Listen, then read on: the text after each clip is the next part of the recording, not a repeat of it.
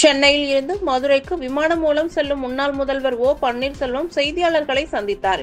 பூரண மதுவிலக்கு அமல்படுத்தினால்தான் கள்ளச்சாராயத்தை ஒழிக்க முடியும் என ஓபிஎஸ் சென்னை விமான நிலையத்தில் பேட்டி.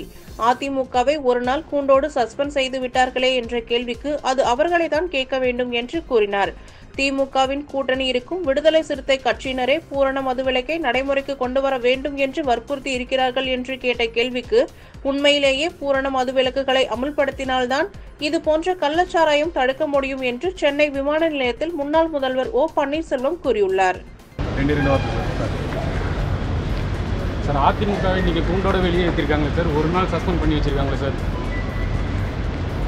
என்ன சார், நான் பார்த்தீங்க சார், கூட்டணி கட்சி சேர்ந்த திமுகவோட கூட்டணி கட்சி எனக்கு பூரண மதுவிலக்கு அமல்படுத்தணும் அப்படின்னு சொல்லியிருக்காங்களே சார். நல்ல உண்மையிலே பூரண மதுவிலக்கு அமல்படுத்தினால்தான் இது போன்ற கள்ளச்சாராயத்தை தடுக்க முடியும்.